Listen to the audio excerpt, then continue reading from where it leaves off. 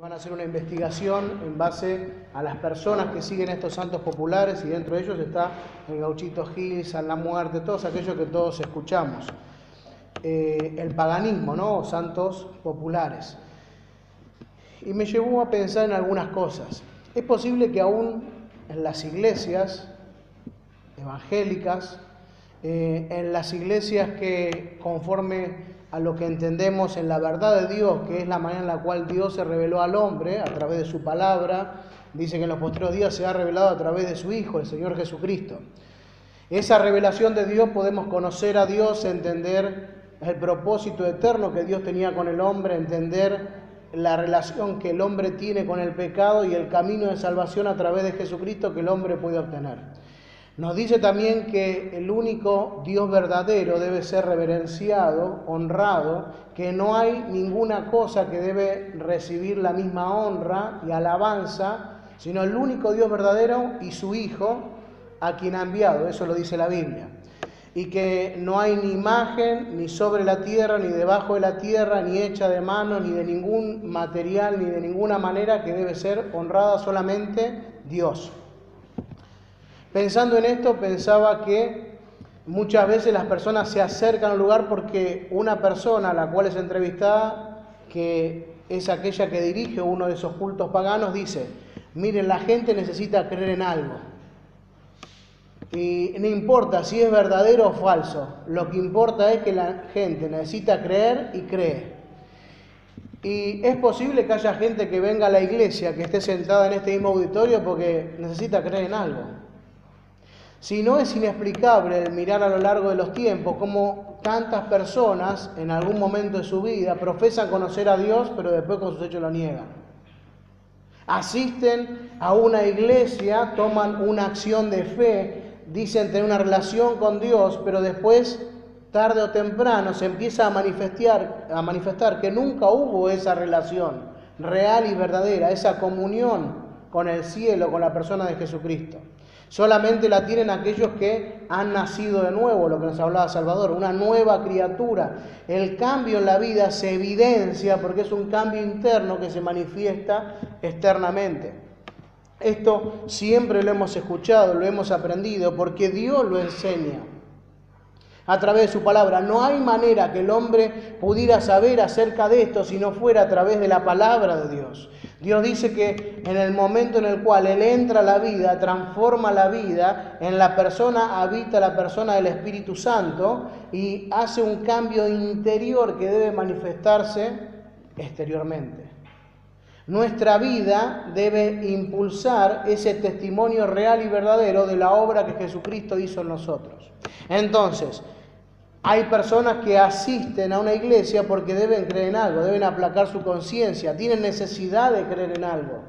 Y algunos asienten o abrazan a un ídolo que no tiene posibilidad de poder relacionarlos con Dios de ninguna manera, que no puede manifestar a Dios. Tienen manos, pero no tocan. Tienen ojos, pero no ven. La Biblia nos enseña de esto. El pueblo de Israel fue un pueblo pagano e idólatra a lo largo de los tiempos. Las naciones fueron paganas e idólatras a lo largo de los tiempos. Pero ¿saben qué? Yo vengo y me congrego en este lugar porque entiendo y he conocido la verdad a través de la palabra de Dios. Y hay por lo menos 5 cosas por las cuales yo me congrego en este lugar. Este lugar hablamos de no el lugar físico, como decía Salvador, cada uno de aquellos que son hijos de Dios son el templo de Dios y por ende la iglesia de Dios. La Biblia dice que cada uno de aquellos que son verdaderos hijos de Dios son piedras vivas y son miembros del cuerpo de Dios. Es un cuerpo del cual Cristo es la cabeza. Esa es la iglesia del Dios viviente. Son todas aquellas piedras vivas que conforman un lugar santo donde habita la persona del Espíritu Santo. Y yo le decía que hay 5 cosas por las cuales yo por lo menos vengo, me congrego y vamos a utilizar la cena como un centro de ese congregarse, de ese reunirse. ¿Por qué? Es importante porque el mismo Señor así lo pidió. Vamos a leer un pasaje en el Evangelio de Juan, capítulo 7. Evangelio de Juan, capítulo 7. Si alguien me preguntara por qué me congrego, seguramente respondería de esta manera.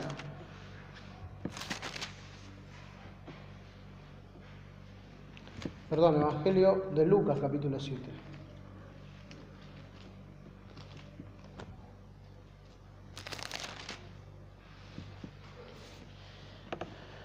Versículo 36. Y uno de los fariseos rogó a Jesús que comiese con él. Y habiendo entrado en la casa del fariseo, se sentó a la mesa. Entonces una mujer de la ciudad, que era pecadora, al saber que Jesús estaba a la mesa en la casa del fariseo, trajo un frasco de alabastro de perfume. Y estando detrás de él, a sus pies, llorando, comenzó a regar con lágrimas sus pies y a enjuagarlos con sus cabellos. Y besaba sus pies y los ungía con perfume. Versículo 36 lo leemos de vuelta. Uno de los fariseos rogó a Jesús que comiese con él. Y habiendo entrado en la casa, el fariseo se sentó a la mesa. Es que cada primer día de la semana, no porque nosotros hayamos establecido esto, sino porque el Señor lo estableció. Aunque no hay una escritura enfática que diga que la cena del Señor debe realizarse el día domingo, sin lugar a dudas hay una serie de escrituras que nos guían a que cada vez que nos juntamos a adorar a Dios debe estar presente esta celebración. Es una celebración que nos congrega. El Señor Jesucristo la instituyó con un propósito que no olvidemos, el de recordar. Es un momento en el cual se manifiesta gratitud. Hay un montón de cosas que giran alrededor de esta institución que el mismo Señor Jesucristo ha hecho. Y en primer lugar, y una de las cosas importantes, es que vengo a la cena porque el Señor la instituyó. Vamos a leer un pasaje en 1 Corintios 11. El apóstol Pablo nos habla de lo que él recibió del mismo Señor. Dice en 1 Corintios capítulo 11, versículo 23. Dice, porque yo recibí del Señor lo que también os he enseñado, que el Señor Jesús, la noche que fue entregado, tomó pan y habiendo dado gracias, lo partió y dijo, tomad, comed. Esto es mi cuerpo que por vosotros es partido, haced esto en memoria de mí. Asimismo también tomó la copa después de haber cenado diciendo, esta copa es el nuevo pacto en mi sangre, haced esto todas las veces que bebieres en memoria de mí. Así pues, todas las veces que comieres este pan y bebieres esta copa, la muerte del Señor anunciáis hasta que Él venga. De manera que cualquiera que comiere este pan o bebiere esta copa del Señor indignamente será culpado del cuerpo y la sangre del Señor. Por tanto, pruébese cada uno a sí mismo y coma así del pan, beba de la copa, porque el que come y bebe indignamente sin discernir el cuerpo del Señor, juicio come y bebe para sí. Por lo cual hay muchos enfermos y debilitados entre vosotros y muchos duermen. Si pues nos examinásemos a nosotros mismos, no seríamos juzgados, mas siendo juzgados somos castigados por el Señor para que no seamos condenados por el mundo. Así que, hermanos míos, cuando os reunís a comer, esperaos unos a otros, si alguno tuviere hambre, coma en su casa, para que no os reunáis para juicio, las demás cosas os pondré en orden cuando yo fuere. Estas palabras del apóstol Pablo tienen toda una connotación específica de aquel tiempo y tienen que ver también con algo de lo que estamos hablando. Muchas personas se juntaban y participaban de esa reunión solemne que el Señor Jesucristo había establecido solamente por religiosidad. Otros lo hacían porque tenían hambre y ahí se compartía pan y querían participar de ese pan. Ese es el contexto en el que están estas palabras. En este tiempo, solamente de esta participan de esta reunión especial aquellos que han sido bautizados. Entonces, de alguna manera, restringe a una persona que un día ha hecho una manifestación pública de fe y que otro día ha pasado por las aguas del bautismo. Entonces, de alguna manera, restringe el abanico, pero no es excluyente. Sin lugar a duda, a lo largo de los tiempos ha habido personas que han hecho una manifestación de fe, que luego se han bautizado, pero que nunca han tenido una relación con Jesucristo y que han participado de la cena del Señor indignamente. Algunos se pueden haber alejado del Señor porque es posible que, como la Escritura dice, el Espíritu Santo llega un momento en el cual queda contristado, queda de alguna manera casi anulado, pero la persona lo sigue poseyendo. Aquel que posee el Espíritu Santo es un hijo de Dios y nunca cambiará en esa condición porque no depende de él, sino de Dios. Pero aquella persona que nunca ha tenido esa relación no tiene el Espíritu Santo. Y cuando se va lejos posiblemente nunca vuelva. Aquel que sí lo es, a largo o a corto plazo vuelve. o si no es cortado. Pero fíjense en la gran responsabilidad que conlleva participar de la cena del Señor. Por eso muchas veces la Biblia no dice cuál es la edad para el bautismo. Aunque hay muchos principios, el Señor Jesucristo tuvo que esperar 30 años para luego comenzar su ministerio público y para bautizarse. Si el Señor esperó, otros también pueden esperar. No decimos que esa es la edad, pero sí decimos que participar de la cena del Señor conlleva una gran responsabilidad. Y no podemos exponer a una persona sin discernimiento a participar de la cena del Señor. A una persona que no haya evidenciado el nuevo nacimiento a participar de la cena del Señor. Si ustedes se fijan aquí, habla de que hay que examinarse. Una persona que no se puede examinar a sí mismo no puede participar de la cena del Señor. Si no, dice la Biblia, de come y bebe de juicio. Así que fíjense en todas las pautas que hay, que tienen que ver con la racionalidad, un acto racional. La persona tiene que comprender qué es lo que está representando esos símbolos, lo que realmente la cena significa. La Biblia dice, no dejando de congregarnos como algunos tienen por costumbre. Muchas personas piensan que el congregarse es algo complementario a la vida de piedad, a la vida de relación con Dios. No es complementario, es esencial para la vida de comunión. El congregarse, el amar el espacio donde los dones se desarrollan, el amar el espacio donde el Espíritu Santo se mueve, se manifiesta. Por eso tenemos esos pasajes que son tan emblemáticos, tan complejos y que muchos discuten sobre ellos, los que encontramos en Hebreos. Porque dice que los que han disfrutado del don celestial, que han conocido la verdad de Dios y luego recayeron, no hay más oportunidad de arrepentimiento. Parecería que Dios cierra la puerta, pero esos textos son claros a la luz del contexto de la carta, a la luz del contexto de otras cartas donde nos enseña que esas personas son apóstatas, que se vuelven atrás de una profesión, pero no de la fe. Una persona que se vuelve atrás de la fe es imposible si esta fe es la fe verdadera.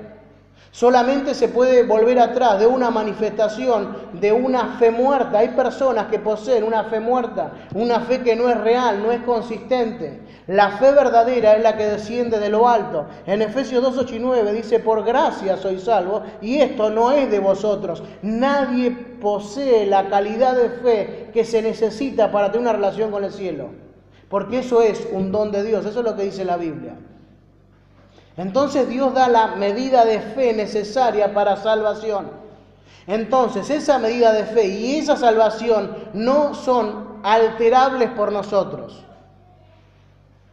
¿De dónde me esconderé de ti? Nadie puede esconderse de Dios, nadie puede huir de Dios, aunque lo quisiera. Dios en su soberanía y su misericordia extiende su gracia hacia el hombre y a la mujer, queriendo que todos se salven y procedan al arrepentimiento. La otra vez veíamos el deseo potencial de Dios. Dios toma la iniciativa en la búsqueda del hombre que está muerto en delitos y pecados. Pero la Biblia dice, no hay bueno ni aun uno, ni uno que busque a Dios. Dios es el que busca al hombre caído y muerto en delitos y pecados. Pero decíamos que había 5 cosas que son aquellas que me deben propulsar, que me deben impulsar a venir a este lugar, a congregarme, a participar de cada uno de los cultos, a participar en forma especial de la cena del Señor. ¿Por qué hay hermanos que vencen aún el dolor, la enfermedad para poder estar? La ancianidad, la vejez. Si nosotros pensaríamos en José y Ana. Podrían haberse quedado en su casa tomando mate, pero ellos tienen un deseo interno de estar en este lugar. ¿Por qué? Porque para ellos la mesa del Señor es apreciada, porque Él la instituyó, Él dio ese mandato, y para aquellos que somos sus hijos esto es muy importante. Lo mismo que Pablo expresaba, lo que Él recibió del Señor, cada uno de nosotros hemos recibido ese mandato de venir a celebrar esa reunión en forma especial para anunciar que Él viene, para expresar las verdades que están asociadas a la relación que tenemos con Él, para poder mostrar gratitud porque Él nos amó y se entregó por nosotros. Es interesante, Él la instituyó la noche que fue entregado. ¿En qué momento particular de su vida el Señor pensó en cada uno de nosotros? Porque dice que todas las veces que comamos y bebamos de esa copa, su muerte anunciamos hasta que Él venga. Haced esto en memoria de mí. Esa afirmación trasciende ese auditorio, esas personas, ese tiempo y llega hasta nosotros. Pensó en nosotros. Dice que antes de la fundación del mundo, Él me amó a mí y lo amó a usted. Y murió en la cruz por usted.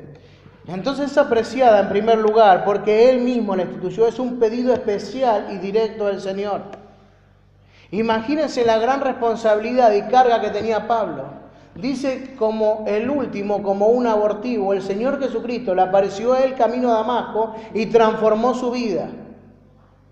Por eso el apóstol Pablo sufría penalidades, naufragios, castigos, apedreamientos. ¿Por qué? Porque había un llamado personal, individual, particular. El mismo Señor lo llamó con una tarea.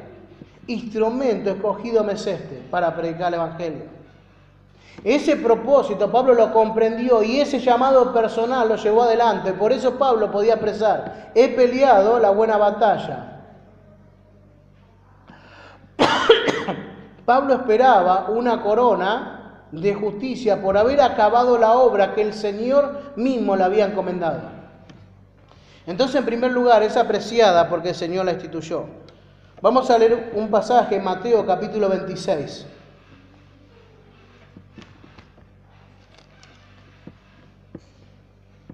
Versículo 26. El mismo relato, pero aquí lo encontramos en los evangelios. No es Pablo, sino que es el relato de Mateo considerando aquel mismo momento en el que se desarrollaba esta cena.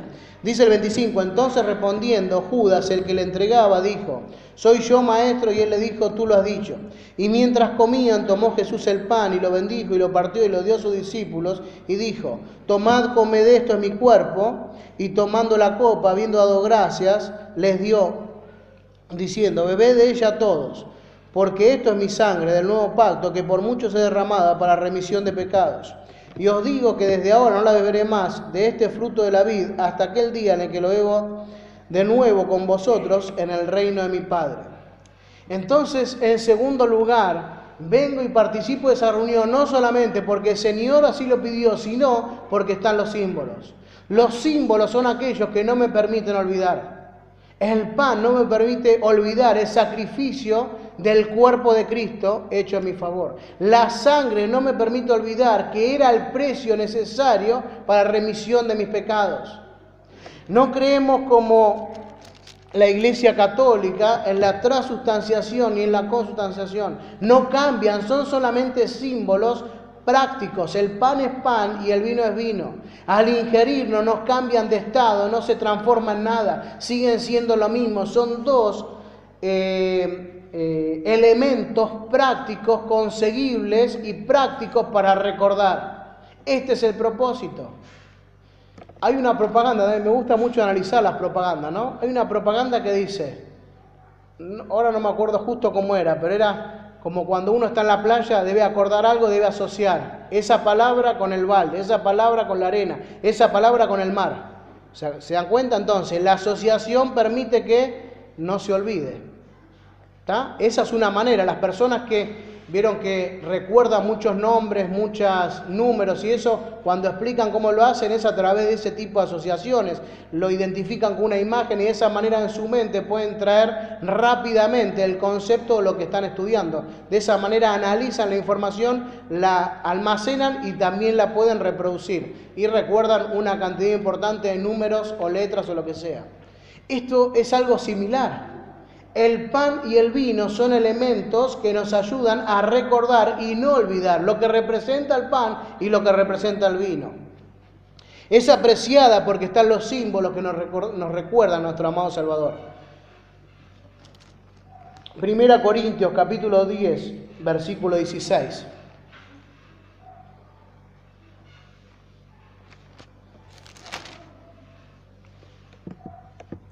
Dice, la copa de bendición que bendecimos no es la comunión de la sangre de Cristo, el pan que partimos no es la comunión del cuerpo de Cristo, siendo uno solo el pan, nosotros con ser muchos somos un cuerpo, pues todos participamos de aquel mismo pan. Es que es apreciada, debe ser anhelada por cada uno de nosotros porque manifiesta la unidad. siendo todos de distintos lugares, distintas formaciones, distintas culturas, distintas edades, distintas formaciones personales, distintas familias, somos uno en el Señor.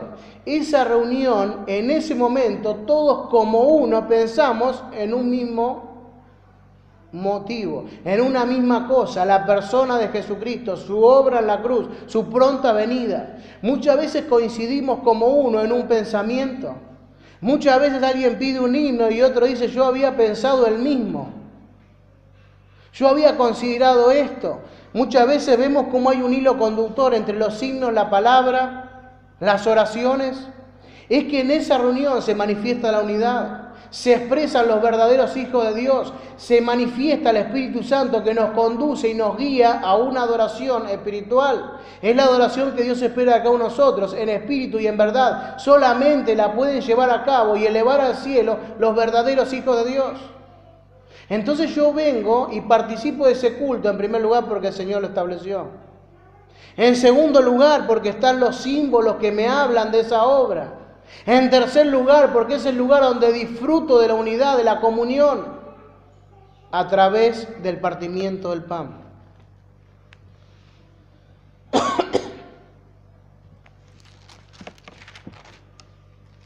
Primera Corintios, capítulo 11, 16 y 17 nos habla de la unidad. Pero no solamente, es apreciada porque nos habla de Él. No solamente la unidad, sino que la persona de Cristo está presente en cada uno de los motivos de oración.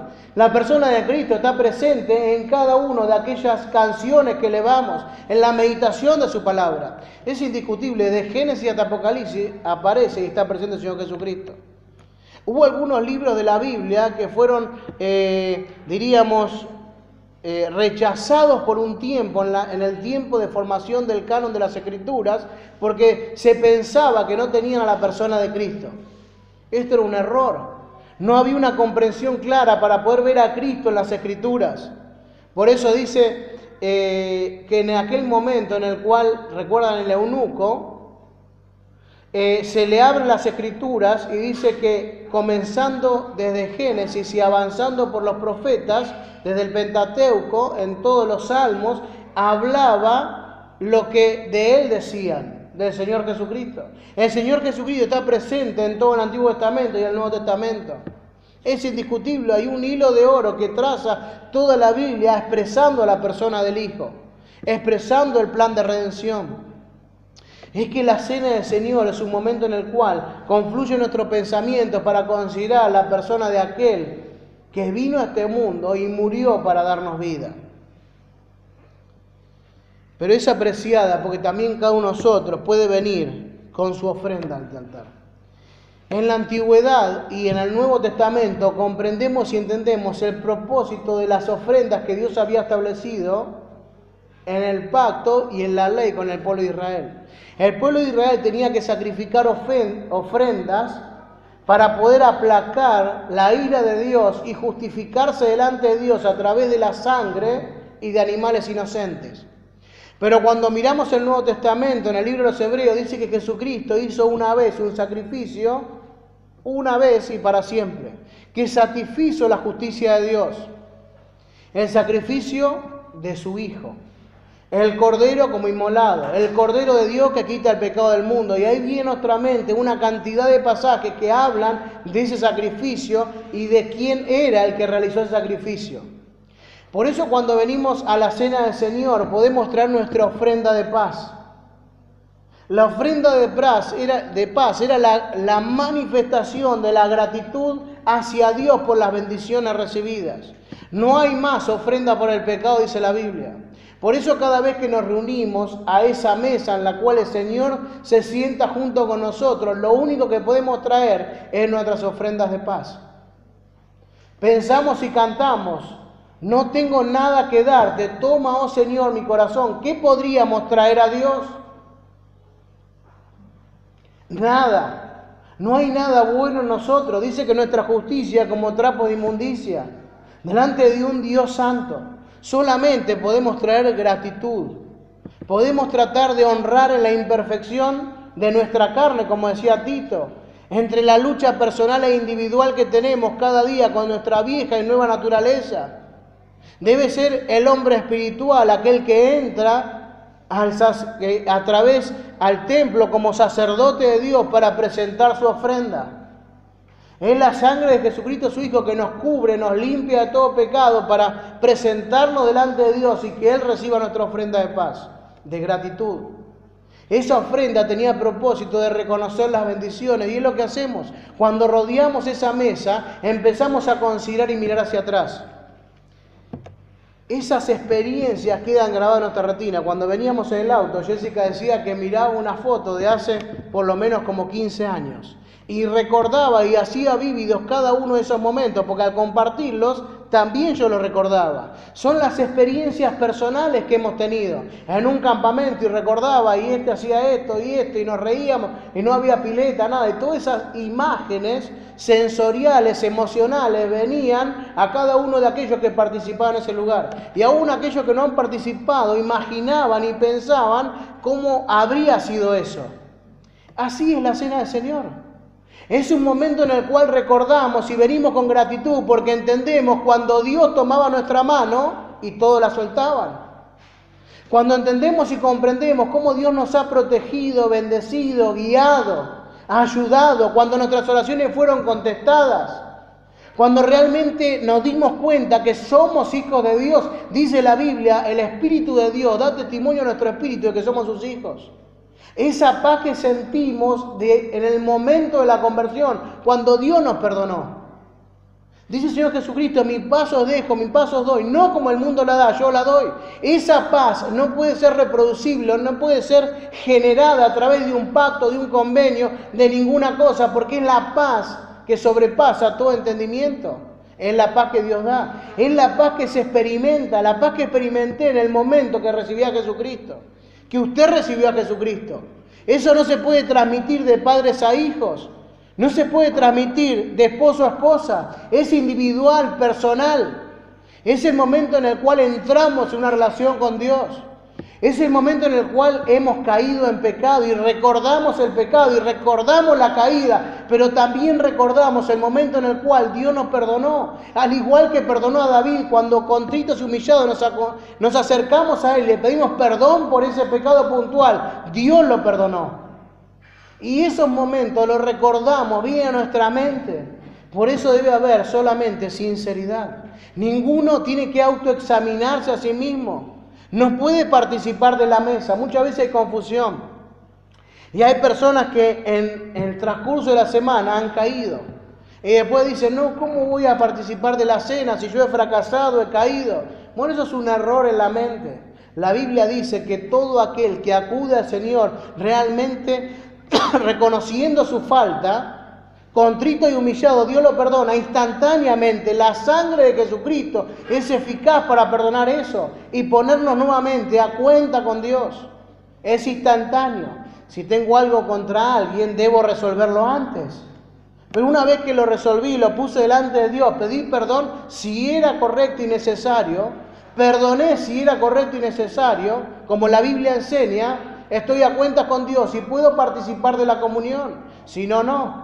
Si no puedo beber y comer juicio, si estoy manchado delante de Dios y no he acudido a Él por el perdón y arrepentido, no conviene que participe. Pero eso rápidamente lo debo solucionar. El Hijo de Dios tiene un deseo de estar nuevamente en comunión. Rápidamente, cuando se pierde la comunión, debemos volver rápidamente a recobrarla. No me puedo distanciar de Dios. ¿Por qué? Porque he comprendido que Dios es lo mejor que hay en mi vida, es lo que complementa mi vida, es lo que llena de satisfacción, de alegría, de gozo mi vida. Para mí el vivir es Cristo y el morir es ganancia. Es una expresión de Pablo que nos lleva y nos posiciona en la dimensión correcta de la relación con Dios. No había nada más valioso ni importante para Pablo. ¿Sabe cuándo expresa esta palabra Pablo? Desde la cárcel. Había pedido una capa para poder cubrirse por el frío que experimentaba en ese lugar. En ese lugar, en la miseria, en la tristeza, encarcelado, pensaba y escribía cartas a personas que no conocía, alentaba a otros cristianos desde ese lugar. Ese era Pablo, una persona que había disfrutado la persona de Jesucristo igual que nosotros. Le había visto, pero ya no estaba con él. Pero es mejor aquellos que no le han visto y creen. Mayor esperanza tenemos. Qué bueno es llegar a esa dimensión de relación con Dios. Aquella que Pablo tenía. De Pablo podemos aprender. Y estas palabras, muchas de las que hemos leído, están asociadas a las epístolas de Pablo. Es apreciada porque podemos traer nuestra ofrenda de paz. Hemos empezado a leer ahí en Lucas. Y esas consideraciones importantes, 5 verdades que permiten que no pierda nunca una cena del Señor. Hay fuerza mayor, indiscutible.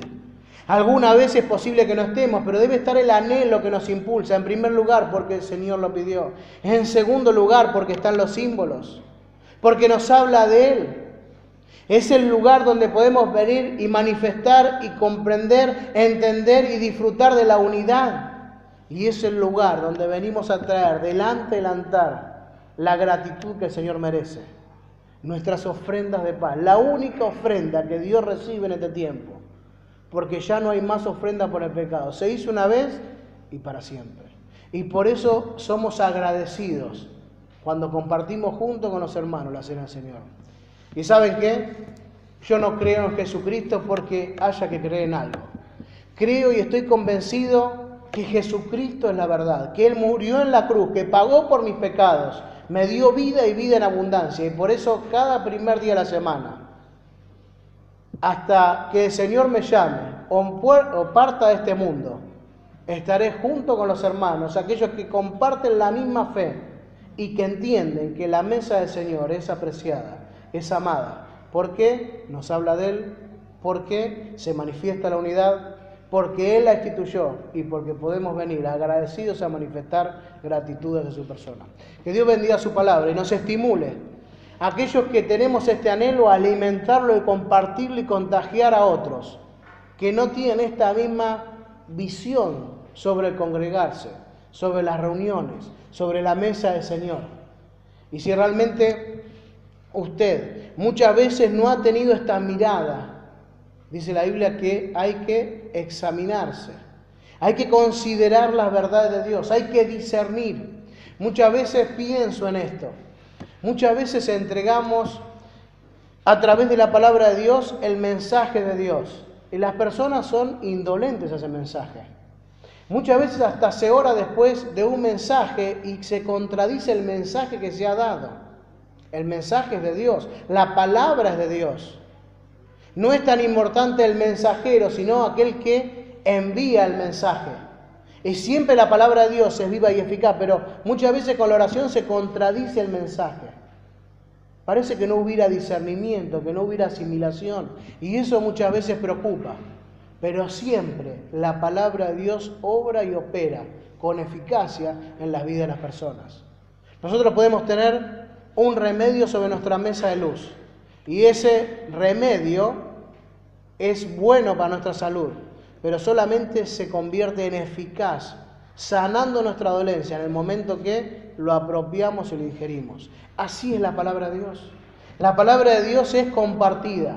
Produce salvación cuando una persona a través de la fe, del reconocimiento de las faltas, pasa de muerte a vida. Produce fruto abundante y eficaz cuando es apreciada y apropiada la vida. Ahí en la epístola a los Filipenses encontramos que las personas habían recibido la palabra de los apóstoles y usa 2 palabras diferentes. En primer lugar dice que la recibieron, y la segunda palabra que dice recibiste es una palabra diferente, que es una recepción como algo de valor y esperado. Así, con esa disposición debemos venir cada primer día de la semana a recibir del Señor lo que Él quiere darnos, a recibir de la palabra de Dios lo que Él quiere para nuestra vida, para nuestro advenimiento, para nuestro crecimiento, para nuestra madurez, para nuestra santidad. Que Dios bendiga su palabra y la aplique a nuestros corazones. Terminamos con una oración. Amado Dios y Padre eterno, te damos gracias por este tiempo y por tu palabra, útil y eficaz para nosotros. Te damos gracias y amamos a la persona de Jesucristo, aquel que murió en la cruz y dio su vida por nosotros. Esperamos que venga pronto, así como Él lo prometió. Oramos en su nombre, en el nombre precioso de Jesucristo, nuestro Salvador. Amén.